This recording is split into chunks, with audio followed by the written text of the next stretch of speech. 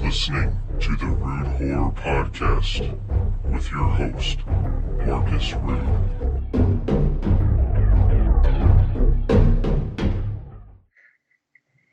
Hello, everybody. You're listening to, or I should say, watching as well, the Rude Horror Podcast. I'm here with writer, director, producer Addison Binek. How are you doing today, Addison? Good. Thanks for inviting me on. Awesome. I see you got quite a nice selection of movies back there. Yep. Behind you. Yeah.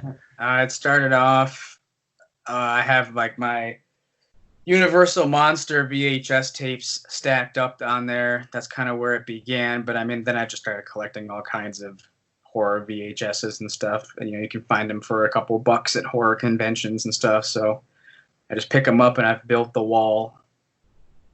Right on, right on. Yeah, I got hundreds of tapes, but they're in storage right now. Yeah, they're a little bit bulkier and, take up more room. Right. Yeah, I sort of in the process of moving, sort of. There's I won't get into that, but there's just some hassles going on with that. But I can't wait to move eventually, and that way I can have my collection back and right in my house and whatnot. Be able to show it off. Right. Maybe behind me when I do videos. Yeah, that's exactly what I do for movies to watch on a rainy afternoon. Like that's my set back there. Heck yeah. I plop my director's chair in front of it, and that's my set. Just showing off the movies. Heck yeah, man. It's definitely especially like we're big film fans and like horror fans. It's really cool just to see everyone else's collections. I don't know if it's just me, but I always like seeing everybody else's collection and see what they have. Oh, no, I do too, for sure. I mean, when I get invited over to somebody's house for the first time, I kind of like to pick through their stuff and see what they have and compare it to like, oh, I have that, or oh man, that's really rare. Like, how'd you get a copy of that? Right. It's a good conversation starter. Definitely. So getting into some of the work that you've done, could you tell us how you got started doing like the riffing for the films you've worked with or worked on? Well, about almost 10 years ago now, I started Movies to Watch on a Rainy Afternoon, which is like a 10-minute, 15-minute sort of riffing review show.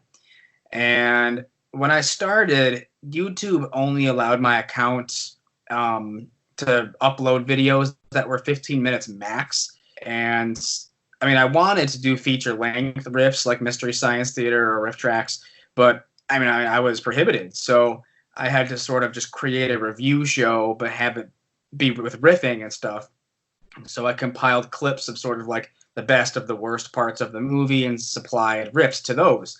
But as time went on, YouTube kind of opened up a little bit, and they let me upload videos much longer. And now I can do like an hour and a half, 2 hours. But at the time, Movies to Watch on a Rainy Afternoon was just born from the constraints of not being able to make videos that were like an hour and a half long. And so I just made, about,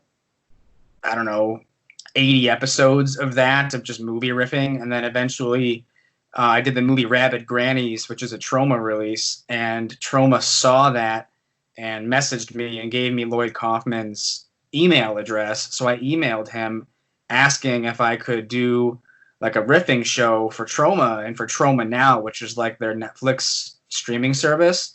And he told me that he was actually going to be in my neck of the woods at that. This was like 2016, so 4 years ago, like exactly almost in April.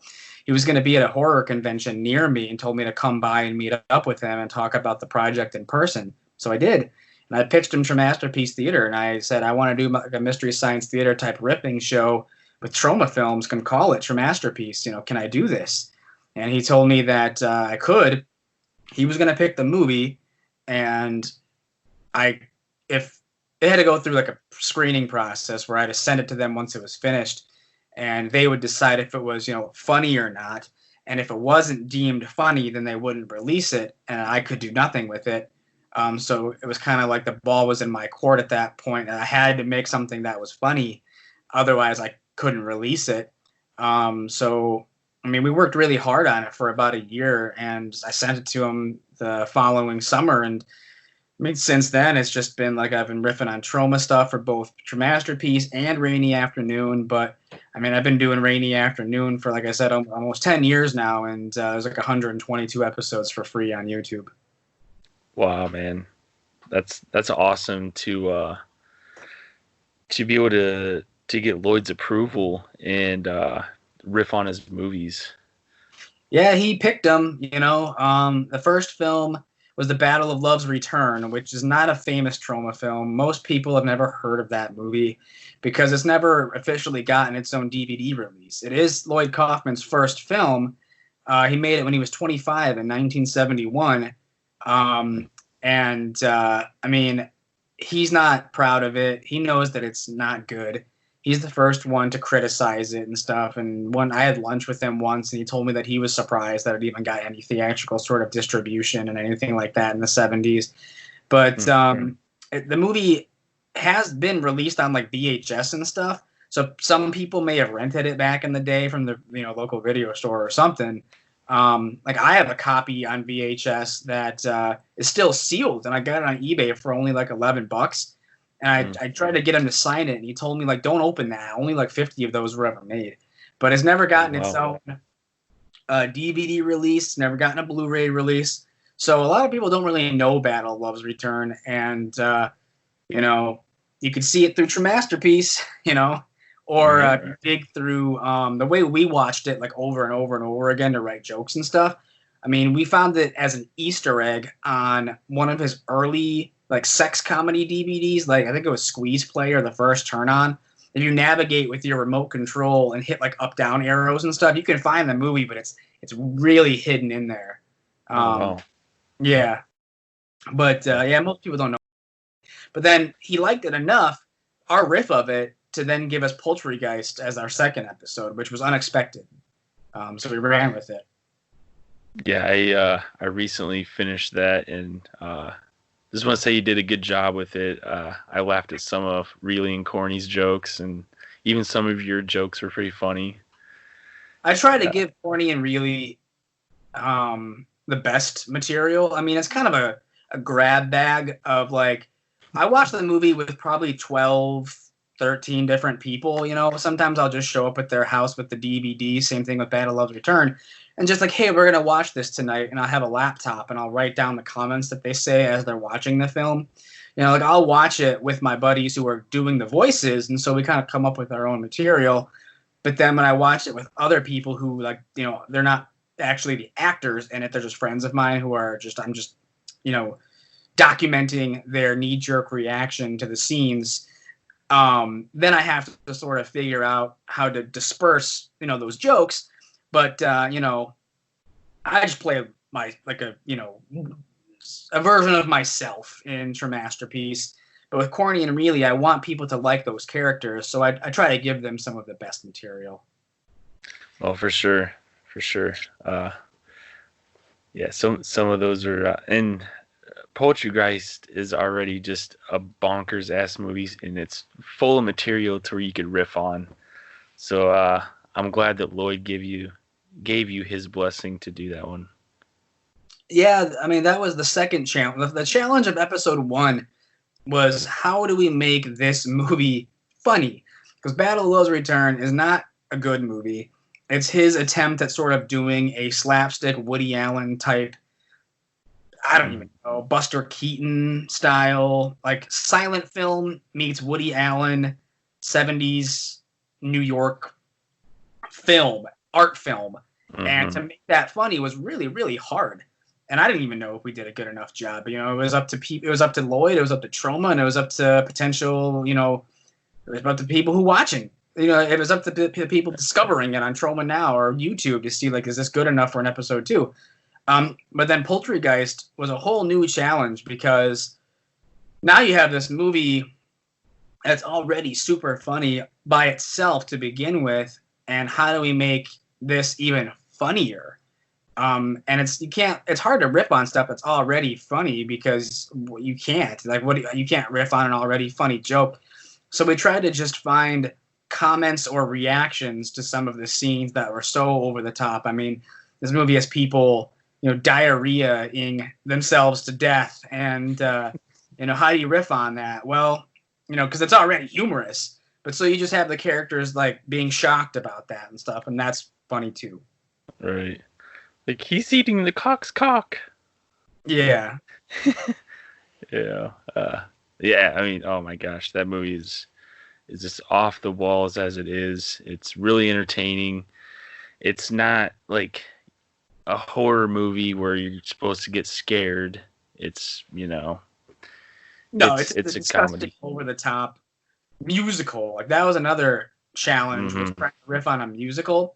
And so we kind of decided, like, well, we'll let the song sort of play out a little bit, and if we can fit some riffs in there, we will. But we didn't want to talk over the singing or riff over the singing, because I just feel like that's just rude.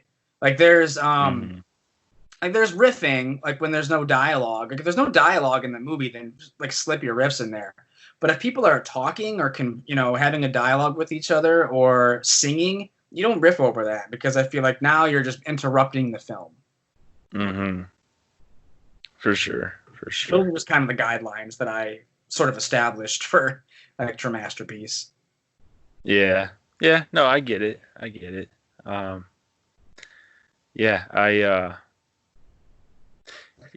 really enjoyed, and I liked how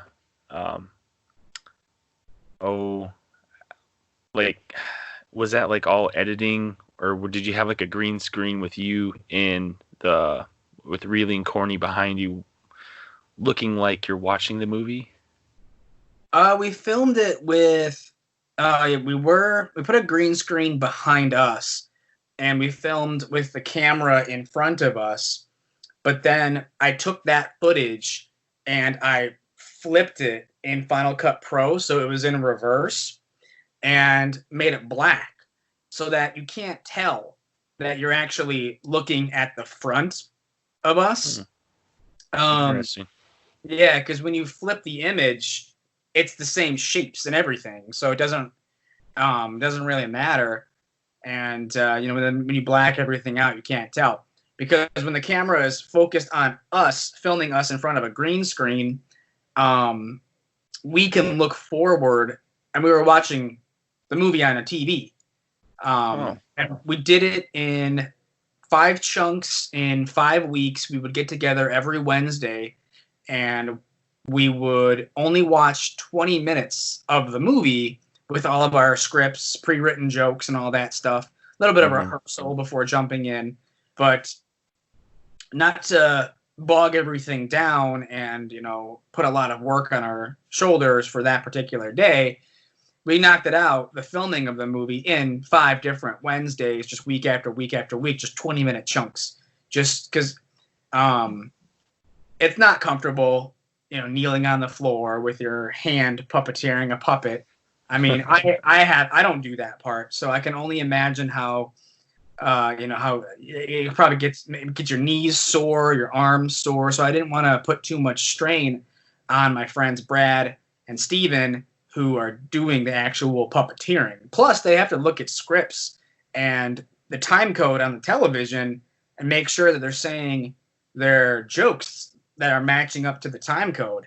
Because if they're seconds late, the joke might not work anymore. It's all about timing.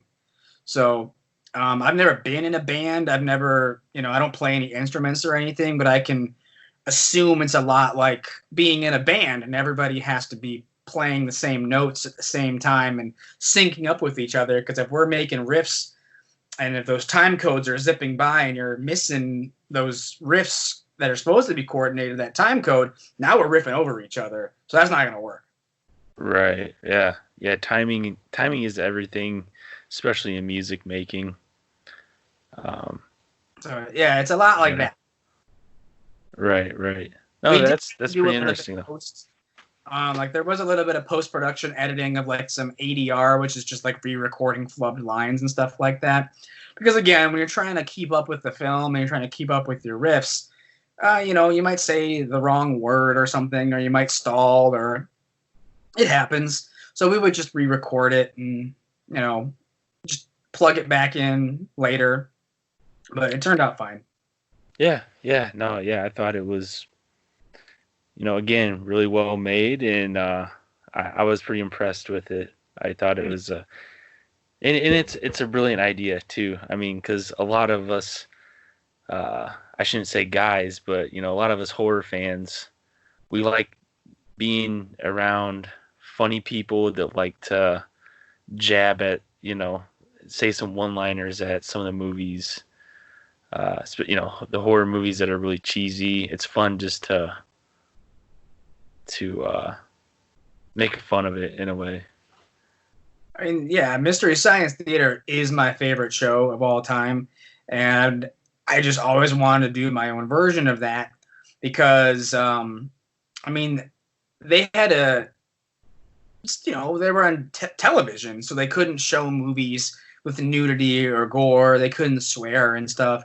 So with Tromasterpiece Theatre, I just wanted to do a version that was completely uncensored. Poultrygeist is about as uncensored as you can get, with all crazy gratuitous nudity and gore and people getting their eyeballs poked out and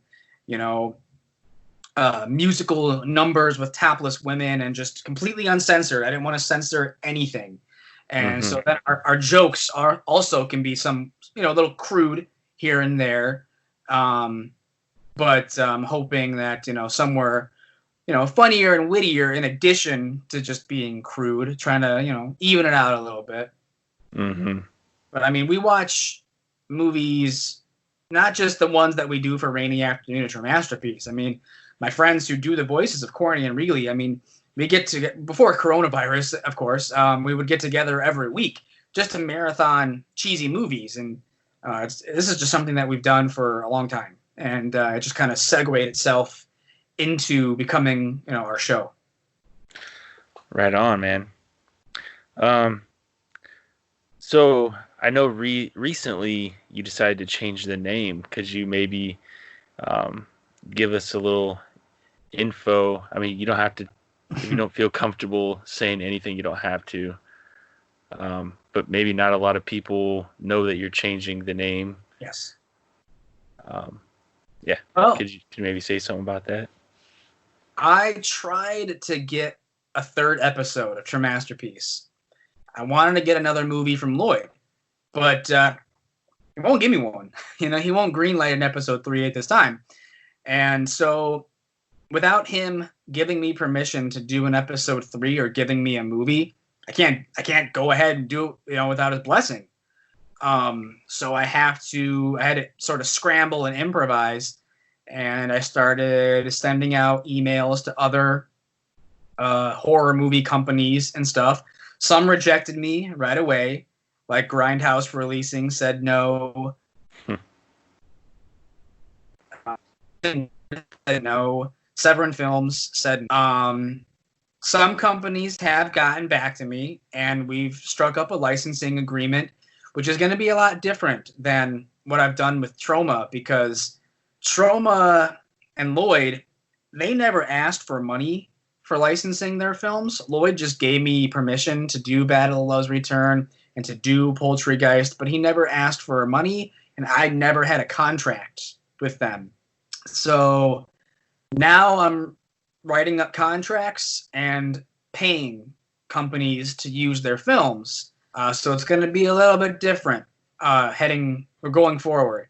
I'm not going to change the name that's going to box me in, because with Tromasterpiece, obviously, the show name is designed to use Troma films.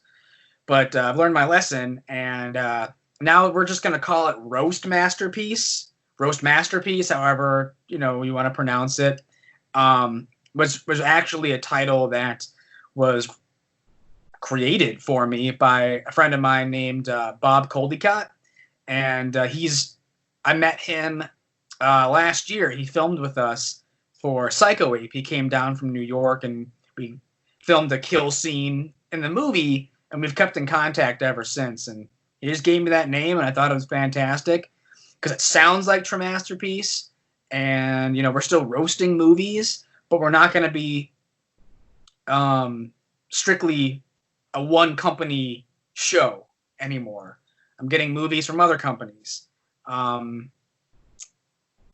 Either this week sometime or maybe next week, I can reveal the titles of the movies once my licensing agreement is approved and everything.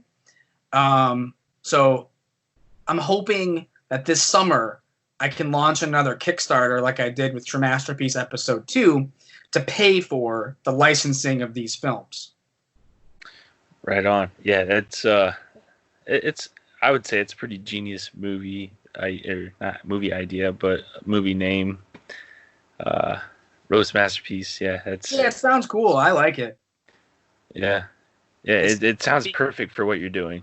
It's gonna be still me, corny, and really, nothing's changing other than the title of the show, and we're not using Troma movies. If Lloyd changes his mind one day, great. If this is the direction we have to go indefinitely, then that's okay too. I have no ill will towards Troma. I still love Troma. It's Lloyd's decision. He could have pulled the plug after episode 1 if he wanted to. Yeah. Right on. Well, and then you also have, if you're ever to come back to Troma, you can always even use Tromasterpiece again. I mean, it's not like, it's not like you're gonna lose something, unless he wants to be a dick and just take the name and leave you out of it. But I mean, if that's your baby, I don't know if he can do that or not. I don't know, because like I said, we've never had a contract. I've never signed anything through Troma. I've never, he's never asked me for money. But what I've done is I've sent them copies to sell at conventions and like Troma movie screenings and stuff. So I mean, they've gotten boxes of DVDs from me that I didn't have to send, to sell, and I told them to keep the money just because it benefits me too, to have my stuff get sold at conventions that I can't go to or can't make it to, or if they have screenings of Toxic Avenger or something in New York and I can't go to that. If they have a booth there at the movie theater and they're selling DVDs at a table, if Tromasterpiece is there, maybe people will snag a copy.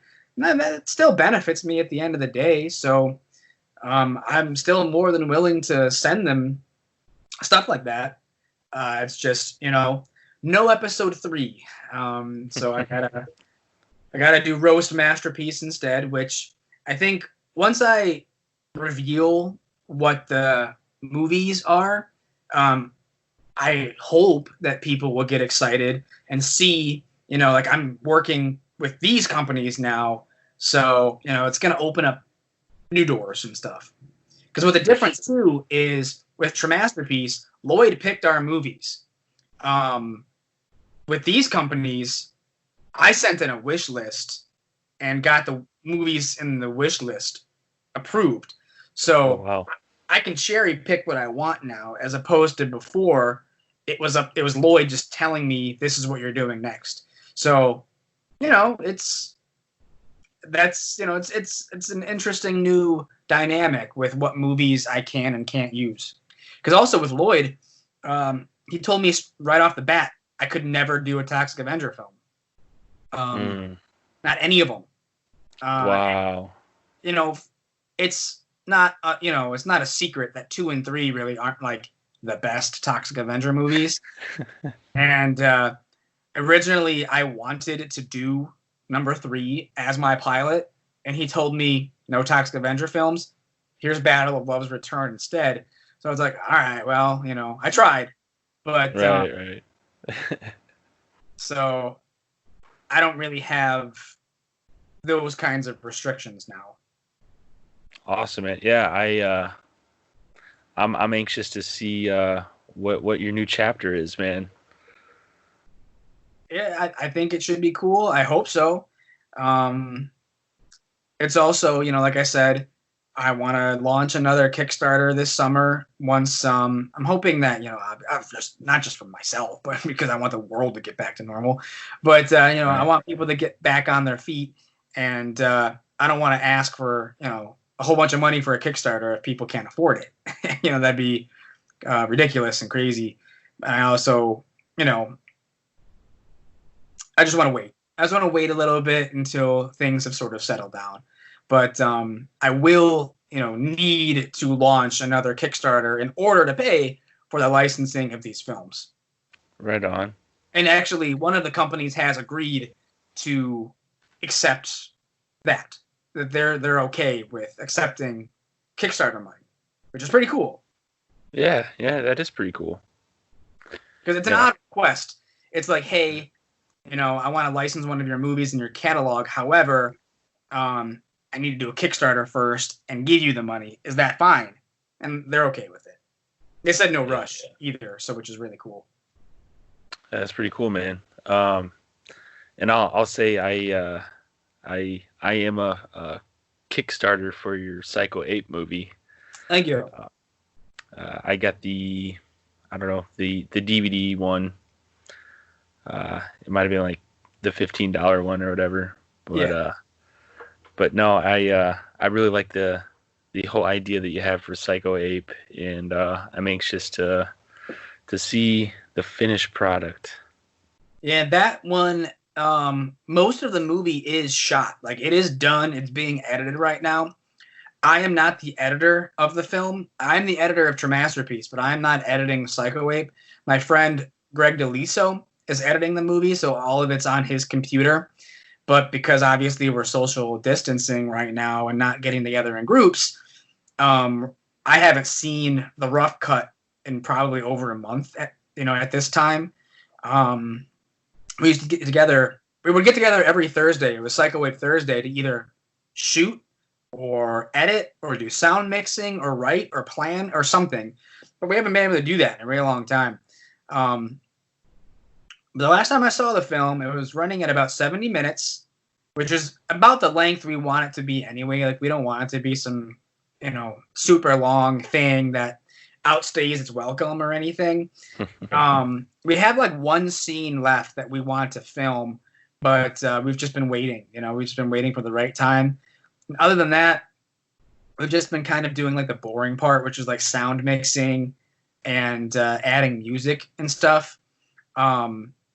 And then once the film is 100% like edited and we're satisfied with it, we're gonna pass it over to our post-production guy, who's gonna make it look like crazy, blood splattering and all kinds of stuff. Because when we were trying to film running around New York last summer, getting people on the streets to participate in the film, we could only do things like one take and then run away. But because we didn't have permits or anything.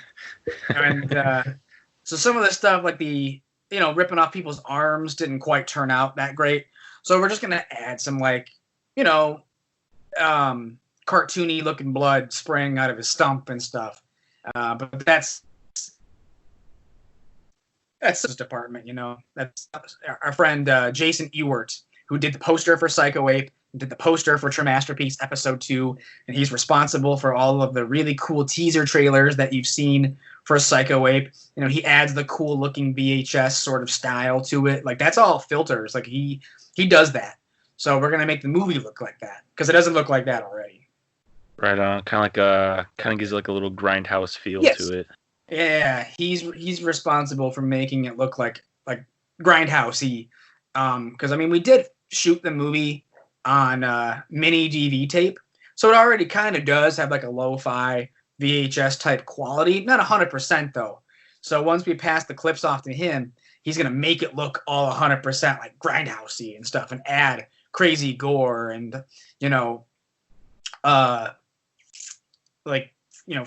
split scenes and stuff like that. But we wanted to get the movie done by the summer. That was kind of our tentative release. But because we haven't been able to get together, I don't really know anymore. June was our date, but it could be July, August now. our timeline is obviously all messed up now because of this pandemic. Right. Yeah, and that's just kind of with the film industry as a whole. Yeah. It's kind of a shame, but I mean, I'll say this is a good time for writers because now there really isn't a deadline for writers anymore, at least for right now. So that's why I wanted to get a movie from Lloyd for episode 3, because I mean I'm still working, but I'm not working as often, so I have more free time on my hands. So I kind of thought like, well, can't really work on Psycho Ape, and maybe I can use this spare time to start watching a Troma film over and over and over again and writing jokes for a Tromasterpiece episode 3. But then when he wouldn't greenlight it, I just thought, okay, well, I'll try to get another movie from somebody else, and started sending out mass emails and started hearing back from companies. And so now I'll be spending this time writing. Once the licensing agreements are, approved, I can reveal the titles of the movies, and I can start watching them, over and over and over again. And I live with Steven, who does the voice of Reilly. So he and I can start watching the films and writing jokes and stuff. And then, when we're allowed to start hanging out in groups of people again, then we can have my friend Brad come by, who does the voice of Corny. And, maybe we could start as a trio, really knocking out the jokes for these upcoming episodes. Oh, right on, man. Yeah, this I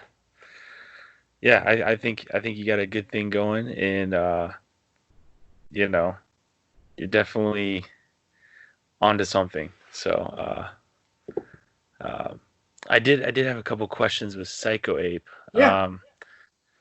So I mean it's no mystery that you got a couple big names in your movie. Can we possibly talk a little bit about working with Kansas Bowling and the other gentleman? I forgot his name. Bill Whedon? Yes. Okay. Bill Whedon, I met at a screening of both Tromasterpiece Theatre Episode 1 and Sergeant Kabuki Man last year in New York. I was invited, like it wasn't a screening that I put together. It was a third party who licensed Kabuki Man from Troma and asked if they could show Tromasterpiece in addition to Kabuki Man. And I said, well, sure, definitely, hell yeah. So I flew out to New York for this double feature, and I knew that Bill Whedon was going to be there too. So it was a double feature of Kabuki Man first, and then Tromasterpiece. And then after the show, the person who had put together the double feature had also paid for my hotel room, and I bunked with Bill Whedon. So we became friends, and basically hung out all night, just ordering takeout to our hotel room and talking about our projects. That was the first time I ever met Bill, but I've been a fan of Kabuki Man for years. So he sat through Tromasterpiece and he saw what I did. He liked it. Thought the puppets were really funny. But one of my favorite accomplishments is that no matter how funny Bill thought the jokes were and the riffs were, he had to take frequent breaks from Battle of Love's Return because he told me that the movie was so awful he couldn't sit there and watch it. So I saw him pacing out in the lobby, and I was like, Bill, like, what's wrong? You okay? And he was like, listen, your jokes are hilarious, but I can't sit there and watch that movie. So I just thought that was really funny. But so he liked Tromasterpiece. He was a fan. And I told him that, well, we're starting up production this summer for Psycho Ape. And we have a character that's sort of like the Dr. Loomis character in Halloween, who he's a zookeeper / psychologist. And he's sort of been watching this ape for all these years, but the ape escapes. And I offered the role to him, and he said he'd do it. So, That was like April or May of last year. And then by June, we were back in New York, and he was playing Dr. Zoomis. And, we were running around New York, and he was chasing after the psycho ape, like right in the middle of Times Square. That's awesome, man. So that's pretty sweet. And then with Kansas Bowling, I had never officially met her until we started shooting Psycho Ape last summer. But we've been kind of corresponding for about 3 years now, I think, because when Troma released her movie BC Butcher in 2017, Lloyd told me that I could do that film as a rainy afternoon episode. And I thought, like, okay, that's pretty cool, but I sort of wanted to get her permission too, just because at the time it was like, well, she's this new filmmaker. Is she going to be okay with this guy, like, riffing on her movie? So I sent her an email and told her, like, what the deal was and what Rainy Afternoon was. It's a Mystery Science Theater, Riff Tracks style, 15-minute riffing review show. Lloyd told me I could do BC Butcher, but are you okay with me doing BC Butcher? And not only was she okay with it, she sent me a DVD of BC Butcher and signed it. Oh, wow. And told me to do it. So I did the episode. She liked it, shared it all over, Instagram and Twitter and all that stuff. And so about a year after that, maybe even a couple of months after that, I sort of pitched her the idea of Psycho Ape. Because Psycho Ape is actually a movie that I came up with the idea for probably like 3 or 4 years ago at this point, as a joke. Mm-hmm. I had a dream that I was filming one of my friends running around in his gorilla costume, wielding a giant butcher knife. And we were making a movie, and I woke up with that image in my head of this gorilla, or a guy in a gorilla costume chasing somebody around the butcher knife. And I just, as a joke, thought, oh, Psycho Ape, that's a movie. Because, Norman Bates and his giant butcher knife, Psycho. Right. So I messaged her, I think, on Instagram or something, and I was like, hey, would you be in this movie Psycho Ape? And again, this was like 2017 maybe. We had an idea for the film where like a slumber party of teenage girls are attacked by an ape breaking into the slumber party. Yeah. And she said that she would do it, and she would invite all of her friends, and it didn't end up happening the way that we initially talked about it, because initially my friend who was going to play the Psycho Ape, it was his ape costume, and he also was the original voice of Corny in episode 1. He was a friend of mine named Jonathan, had been friends for like 20 years. He had a van, and we were going to drive around cross country filming Psycho Ape out of the van, like out of our production van, just sort of like going to New York, going to California, going to Las Vegas, and shooting all kinds of crazy scenes for Psycho Ape, and just cobbling together a movie as sort of like a home movie. But unfortunately, he passed away in the fall of 2018, so I kind of thought, well, the movie's gone too, and I thought Tromasterpiece was going to be finished then as well, because he was the voice of Corny, and he built the puppets by himself. So I didn't have a Corny anymore, and I didn't have, him to build any more puppets or anything. So I just kind of thought, like, well, that's the end of Tromasterpiece, and that's the end of Psycho Ape. But, everyone told me to keep going. Even Lloyd himself told me to do an episode 2, to keep going, to grieve, take my time. But, so eventually, I did the Kickstarter for episode 2, raised all this money, and saw that people still wanted to see an episode 2, despite the fact that, I was very vocal with the fact that my friend had passed away, so I will need a new Corny. And the fact that, my lead Psycho Ape character, he's gone too, so I will need a new Psycho Ape. But, we figured it out and, moved forward. And so I reached out to Greg, and I asked him, like, would you make this movie with me? I think we kind of both need this. Because he's a filmmaker himself. He made the movie Hectic Knife for Troma. And when I reconnected with Kansas, like, I don't know, maybe 2 years after I initially asked her to be in Psycho Ape, she said she was still interested, but she wanted a bigger role this time. Because their initial me asking her was just, oh, would you do a cameo in the Slumber Party Massacre sequence? And she said sure to that, 2-3 years ago. But now she was like, whoa, you're making the movie with Greg DeLiso. I love Hectic Knife, so can I have a bigger role? And so we expanded her role and gave her the lead actress role. So we didn't drive out to California or anything. We paid for her to fly to New York because she has a second apartment in New York. So it was all coordinated where we go to New York, pick up Bill, then go meet up with Kansas and pick her up. And then we just kind of went crazy in New York for a couple of days and ran around Times Square, went to all sorts of different parks and stuff, and just filmed without permits of, in the subways and everything, of Bill trying to capture this ape, and Kansas is sort of like the sidekick, sort of like how, Han Solo has Chewbacca. It's, Kansas and her ape. And, it all kind of just came together. We filmed, I don't remember how many days, maybe about four or five in New York. And eventually we took them with us and drove back home to Michigan and put them up in a hotel and just filmed some more stuff in Michigan, in my apartment and at Greg's house. And eventually when we wrapped filming, we just paid for their flights back home to New York and to California. Wow, man. That's a pretty incredible little story there, really. Yeah, I mean, it took a little bit of planning and, sort of just hoping that it'll work out.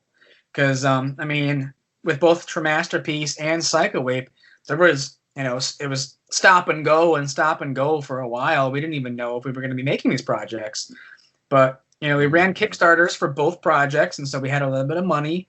The Kickstarter money for Psycho-Ape was all spent on flights and food and lodging for Kansas and Bill to put them up in hotels in Michigan and, their flights back home. So, a lot of that money just got spent towards them.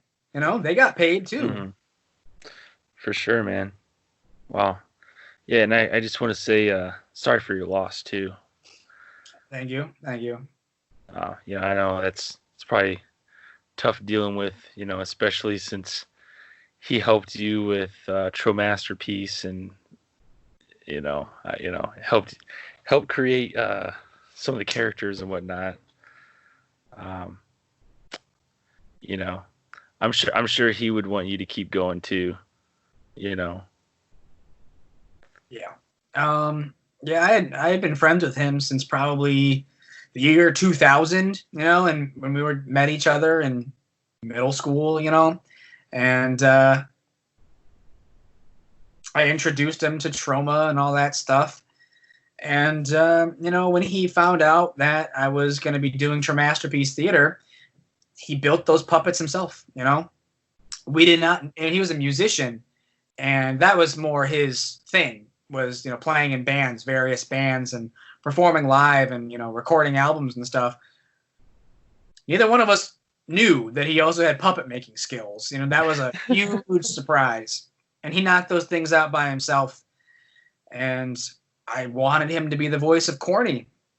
And so, we came up with that goofy ass voice that he has. And that's why, episode 2 of Tromasterpiece, it opens with me trying to find Corny's brain, was because I kind of thought that, we have to sort of acknowledge the fact that this Corny is going to be different than episode 1 Corny, because it's going to be a different person.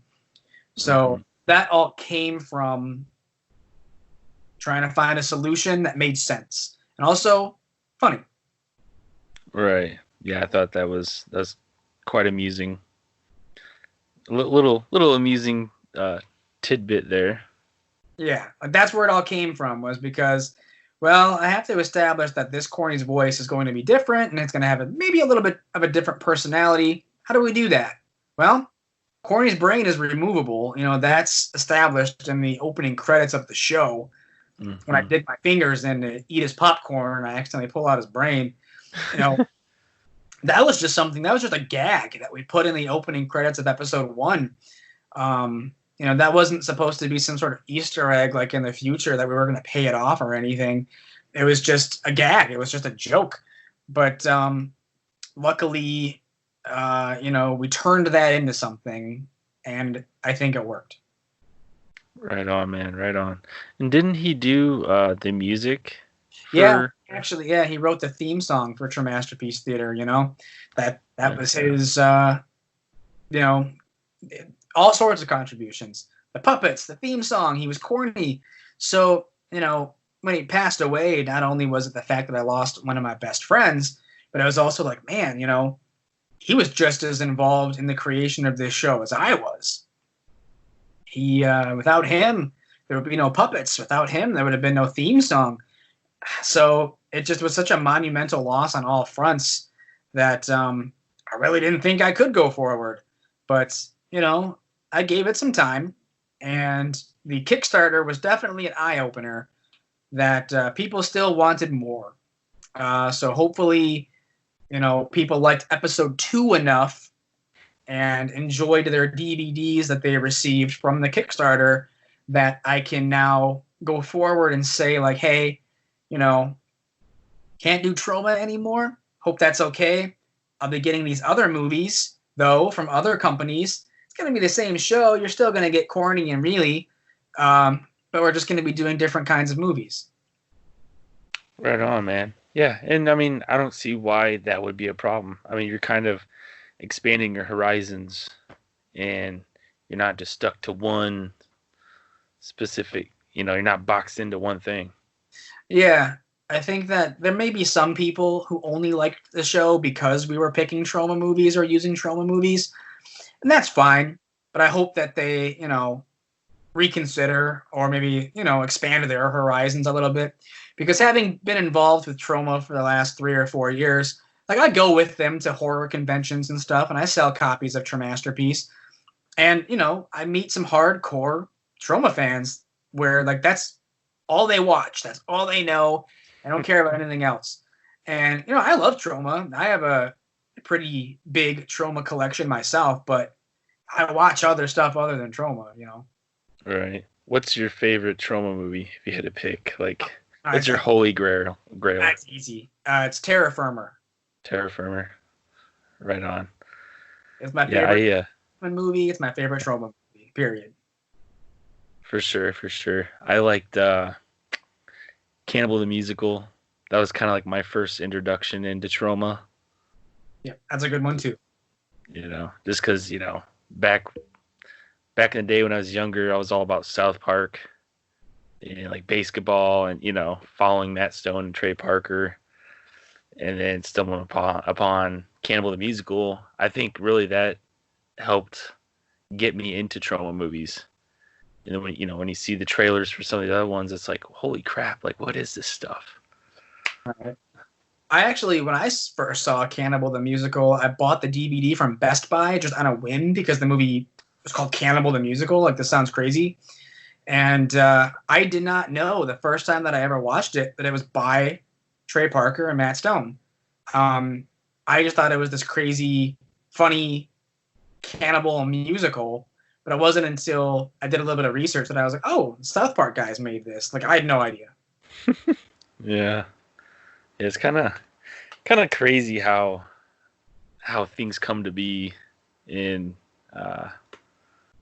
you know, I think, I forgot the other guy's name. Like the little guy, they called him like the little bitch in basketball. Dean, I think. Dean Bahar.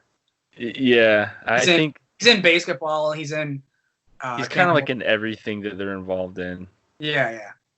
Yeah, so it's kind of cool to see, you know how,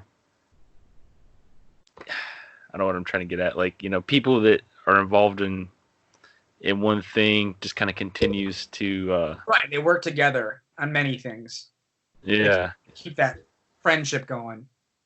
Right. Yeah. Because he actually did a couple voices on South Park too. in some of the early seasons. Oh, right on. Right on. Yeah. Man, there's so many Troma movies. Redneck Zombies. That one was another weird ass movie. Yeah, I like that one. I like Blood-Sucking Freaks. You know, didn't really know what to expect because when I got into Troma stuff, I was like 12 years old, and this was like 2002, and I didn't have access to a credit card or anything, so basically it was just sending checks. No, I mean checks, money orders and cash to like Troma or people on eBay to just send me Troma DVDs, or I would just rent them. And my parents would maybe question what I was renting, but they wouldn't watch the movies with me, so they didn't really know what I was renting. But when you're 12 and you just start piling on these crazy films, it just became an obsession. Right. I think what helped was, especially with the DVD versions, well, I guess you could say VHS, but like the DVD versions were always packed with other Troma trailers for other movies. Yeah. And, watching some of those like Killer Condom and Toxic Avenge or Troma's War. I mean, there's just like so many other movies that are like, this shit is crazy. And it's way different from some of these other companies like Full Moon or I don't know. I can't really compare. Like, I don't know, Full Moon and Troma kind of like, they're really similar, but they're so different. Yeah, for me, I mean, they're like the Pepsi and Coke of the sort of B-movie scene, where Troma, they've been around a little bit longer, but they're different in that, Lloyd Kaufman's probably only directed like 16 or 17 Troma films himself, and the rest of their library is all acquisitions. And a lot of their films are like comedy horror, and the style is like over the top, disgusting, gross, and they're kind of in on the joke. Like they know this. Right. Full Moon, I feel like they started out making more serious horror films like Subspecies and Puppet Master, and over time have sort of segued into comedy with like Ginger Dead Man and Evil Bong and stuff. And those movies are in on the joke. But I actually prefer the old school Full Moon of like serious Puppet Master films and serious Subspecies films and all of their stuff from the early 90s.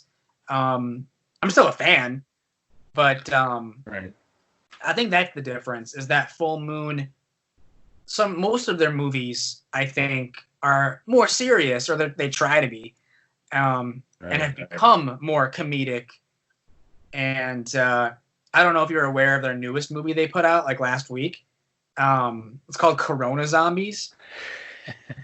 Have you heard about it? Yeah, I've heard about it. I've been talking to people about it. Like, oh, did you hear what Full Moon's doing? Like, they're already jumping on the epidemic bandwagon with movie spoofs. And I watched it over the weekend, and it's not what you think it is. It's actually like 80% of the footage is taken from this movie called Hell of the Living Dead, if you're familiar with that film. Yes. Bruno Mattei from the 80s. Now that movie is basically a ripoff of Dawn of the Dead, and even has music by Goblin in it. And even like the lead squad, who are like killing zombies, are dressed head to toe in like blue army uniforms, just like the people in Dawn of the Dead. But so Full Moon licensed that movie and redubbed all the clips and incorporated funny new dialogue where these characters are talking about corona zombies and toilet paper and all that stuff. So they basically just redesigned the whole movie to be one big joke. And I thought it was actually pretty funny. because it's all just stupid. You know, it's not like here's a zombie movie like that's making fun of Corona. Here is our joke of we redubbed a zombie movie that you already probably may have seen, and all of the dialogue is brand new, but it's all funny. It's all silly and over the top. Mm-hmm. And because otherwise, like, I mean, obviously they are exploiting the pandemic by calling it Corona Zombies and all that stuff. When I first heard they were making a Corona Zombies movie, I kind of thought, like, that seems like it's in bad taste. That seems like more of a Troma thing. But then when I actually watched it and saw what it was, I mean, the movie's only an hour long, and it's mostly just clips from Hell of the Living Dead redubbed. And I actually thought that was much funnier. Sort of like if you've ever seen the movie Kung Pao, Enter the Fist. Mm-hmm. It's just like that.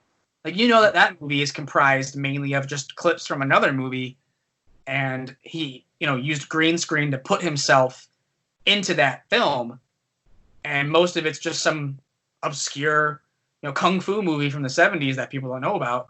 This is the same thing, where they just took Hell of the Living Dead and recut it and just redubbed it, and it's pretty funny.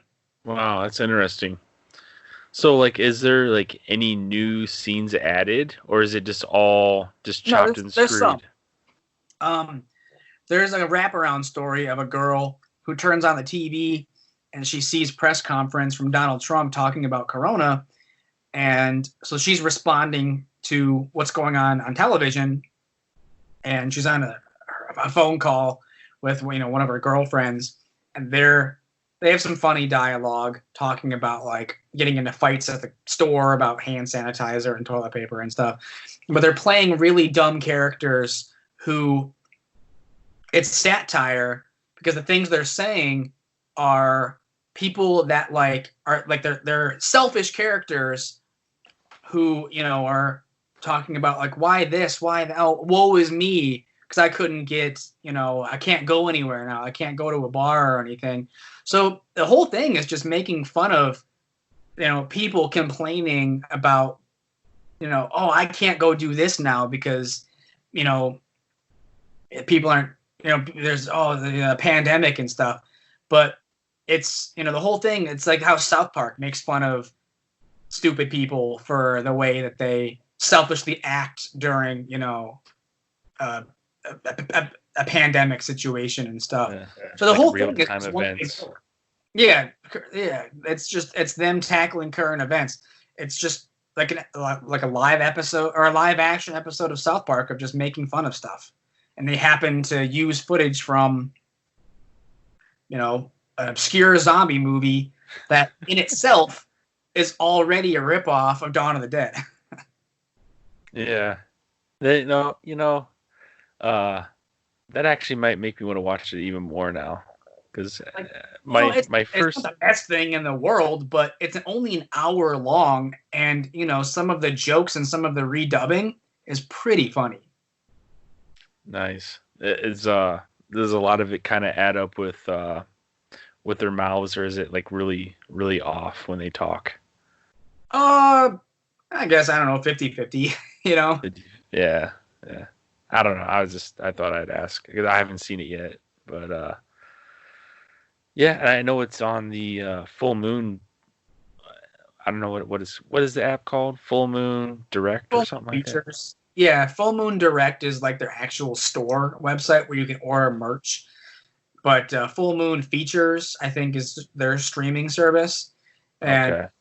I've noticed that their streaming service is a little bit different than Troma's streaming service, because it looks like Full Moon pretty much has their entire catalog up on their streaming service. You can watch anything that they put out in the last, you know, 30 some years. But Troma is different in that not everything is there, because the first of the month, every new month, they'll do like a movie dump, which is a combination of like some archival Troma films, but also some new stuff. So at the first of the month, you get like 10 new things on the streaming service. whether it's some new movies or some old movies. But with Full Moon, everything is already new. Mm-hmm. And then I'm sure as new movies come out, like Corona Zombies, they'll release those as the new films arrive. Right. Yeah, it's interesting. Yeah, I don't have either service, but I've been kind of curious about the Full Moon Features app and seeing what they all have on there. It's everything. It's every Full Moon movie that I can tell. Because I mean, I have a massive Full Moon DVD collection as well, but I mean, there's some stuff, some obscure stuff that I've never seen. And also, what's different too is that Full Moon looks like they licensed movies from Blue Underground. So there's a lot of Blue Underground stuff on there, and they licensed movies, like old school grindhouse stuff. So there's a lot of like Nazi exploitation movies on there, and there's like a whole Jess Franco collection on there. Oh, okay. So that's different from Troma as well, because Troma doesn't really license movies from established filmmakers or other companies to put on their service. It's mainly like Troma stuff. But it looks like Full Moon, expanded their horizons and licensed movies from other companies to put on their service. So you get even more than just Full Moon stuff on their streaming service. Nice. Right on. Kind of stir off into another direction. Can you tell us anything else that you're working on, or are you just kind of focused on the Roastmasterpiece? Yeah, I mean, I'm just kind of, like I said, we're not really doing anything for Psycho Ape right now. Like, I'd love to be finishing that movie, because we started writing it about a year ago, but because we're not really getting together to edit the film, can't really do any more work on that as it is. I mean, I'm sure Greg is probably tinkering with it as much as he can. But so that's kind of just on pause right now. But yeah, I'm just trying to get these, licensing deals agreed upon by these companies. And once that is approved, I can start watching the films repeatedly and writing jokes. I just don't want to start doing that until, like, we have movies that are agreed upon, and I've ordered DVDs of both, but I'm not going to start writing jokes for them until I get approval from both companies, like, hey, this licensing deal is good, it's solid, and we expect payment by the summer. You know what I mean? Right I on. have to work in now and throw out my notes if they don't agree on the licensing agreement or whatever. Yeah, why put in all the work if you might not even be able to use them? Yeah, like the movies have been picked, the movies are agreed on, but no contracts have been signed. So I'm just kind of waiting for them to get back to me. And I understand, not everyone's in the office right now. Some people are even working from home.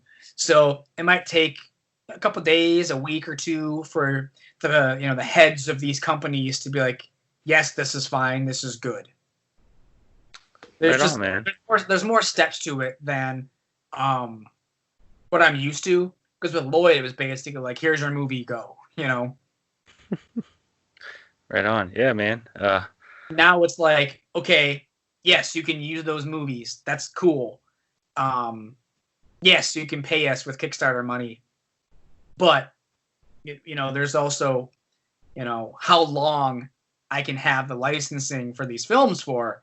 Because with Battle Loves Return and Poultrygeist, I can pretty much just sell these DVDs until the day comes where maybe Lloyd asks me to stop or whatever because there's no contract or whatever. But with these other companies, it's like, yeah, you can use our movies for like 10 years or something, and then after 10 years, you have to pay us again to continue to use the films. So it's just a little bit different. Right on, man. Well, yeah, man, I hope everything works out for you in your new endeavor. Thank you. For sure. Before we get off here, I do want to ask you a couple more questions. Sure. What is your if you have one, what is your favorite horror movie of all time, and what is your favorite subgenre in horror? Okay. Favorite movie of all time is The Return of the Living Dead. Linnea Quigley is my all-time favorite scream queen, and I mean, I saw that movie when I was probably 10 or 11 years old. I had the greatest double feature that anyone I think could ever ask for when my dad rented The Return of the Living Dead for me, thinking it was Dawn of the Dead. But so he told me, oh, there's this great scene where a zombie gets its head cut off by a helicopter. So I'm watching The Return of the Living Dead, waiting for this to happen, and it never happens. But what I love about that movie is that it's also satire. Like, it's a zombie movie, but it's funny as hell. And, I mean, you get Linnea Quigley doing the striptease dance in the cemetery in the first 15 minutes of the movie. So already as a 10-year-old, you're like, holy shit, this movie's awesome. Then you get, like, the Tar Man, and then you get, funny zombies that can talk and stuff. I love that movie to death. I've owned it on VHS, I've owned it on DVD, and now I own it on Blu-ray. I love that movie. But when I told my dad, like, hey, that helicopter scene that you're talking about, that wasn't in this movie. And so we went back to the video store the next day. It was like that was a Friday. And so then we went back on Saturday, and he asked the clerk, what zombie movie is it where a zombie gets their head cut off by a helicopter? And so he told us, oh, Dawn of the Dead. So then I went home with Dawn of the Dead and watched that the next day. Awesome. So in the same weekend, 10 or 11 years old, on a Friday night, I got to watch Return of the Living Dead, and the very next night, I got to watch Dawn of the Dead, both for the first time. So it just kind of, made me a zombie nut, and those are like my two favorite horror films of all time. I've been to the Monroeville Mall at least, I think, 3 times now, and I've gone on tours, paid tour. I've been in the employee-only section of the mall. I've been in like the boiler room and stuff, where it looks and sounds exactly the same as it does in the movie, but those are my 2 favorite movies. I don't know if like the subgenre of zombies is my favorite subgenre. Probably slasher film is, just because I love Friday the 13th, like that franchise so much. And Halloween, Nightmare on Elm Street.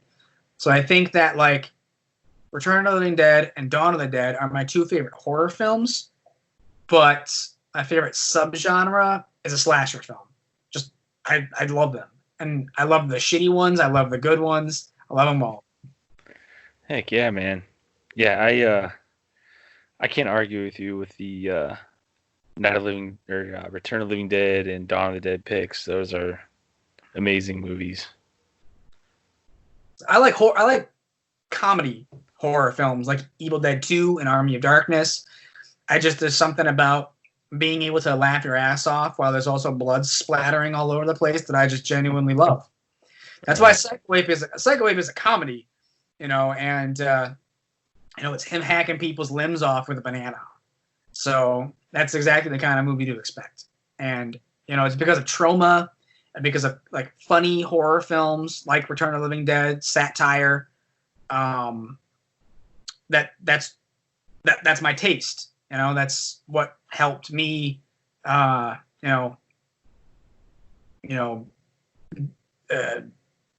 influence my taste in what I like as films and what kind of films I want to make. Right on, man. Well, I would love to keep talking, but I'm on a kind of a tight little schedule here. Okay. Is there anything that you'd like to plug in, like where we can find Tromasterpiece or any more info on Psycho Ape, like where we can, if people want to pre-order a copy or anything, like is there any more info as far as where we can go to find any of your material? Well, because Psycho Ape's not done yet, we don't really have anything set up for a pre-order. Once it's done, and we're pressing discs and stuff, then maybe, but I don't know when that'll be. All the trailers are on YouTube, so people can still look at those trailers and stuff. Tromasterpiece episodes 1 and 2 are both on YouTube, as well as Troma Now. But DVDs are also available on eBay and Etsy, or you can shoot me a message on Facebook or something like, hey, I'd like a copy or something. Because I'm on Facebook, Twitter, Instagram. I'm on all forms of social media. Movies to watch on a rainy afternoon. Some episodes are on Troma Now. The Troma film episodes are on Troma Now, like BC Butcher and Rabid Grannies and Troma's War, Star Wars 2, Redneck Zombies, Slaughter Party. They're all on Troma Now. And there's 122 episodes of movies to watch on a rainy afternoon, all streaming for free on YouTube. Awesome, man. Well, again, I just want to say thank you so much for coming on here. It was a blast talking to you. Thanks, man. Thanks for having me. And hopefully we'll get you back on here at some point, and maybe closer to Psycho Ape's release, and kind of help promote that, and whatever else you got going on. Sweet. Sounds good to me, man. Well, that wraps up another episode of the Rude Horror Podcast. Just want to say thanks again to Addison Binek for coming on the show and talking about Psycho Ape and Tromasterpiece Theatre and his newer works, Roastmaster Theatre.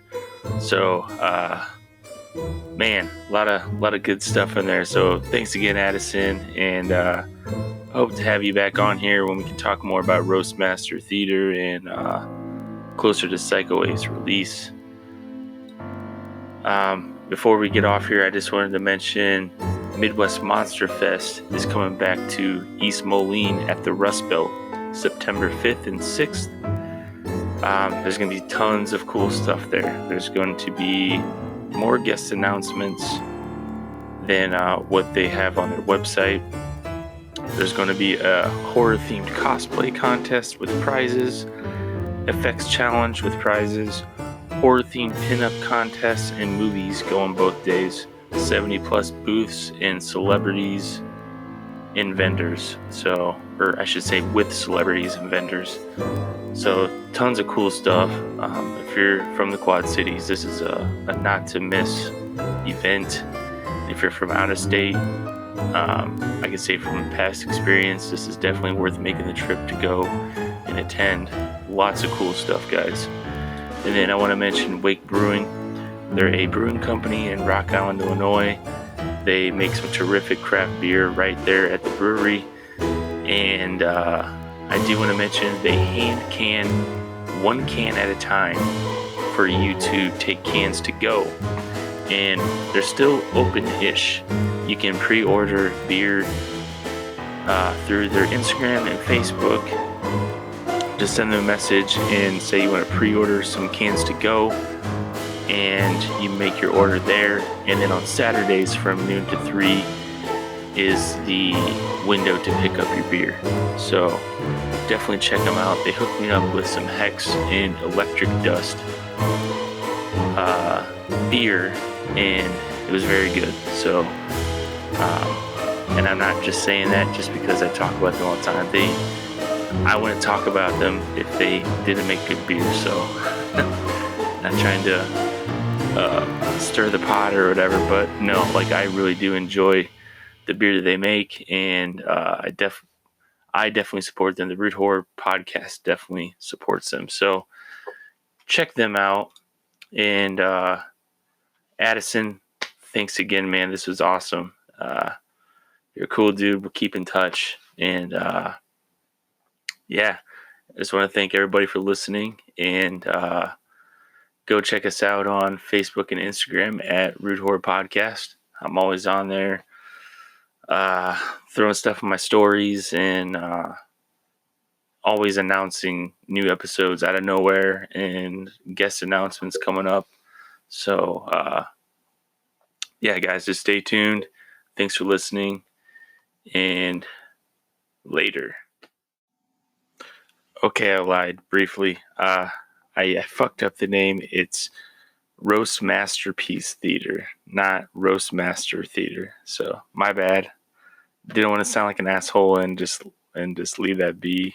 And I edited this to where it was going to be difficult for me to try to fix that. So here's this little clip. It's Roastmasterpiece Theatre. And also check out some of Addison's other works on YouTube. His YouTube channel is JAB Products. That's capital J, capital A, capital B, Products. And you can see a couple of the Tromasterpiece Theatre movies and a bunch of his movies to watch on a rainy afternoon movie reviews. So hopefully that'll keep you guys busy. And again, sorry about that little mess up, but it was going to bother me if I didn't say anything. So on that note, later for reals. You have been listening to the Rude Horror Podcast. If you like this content and would like to hear future episodes, please follow or subscribe if you dare.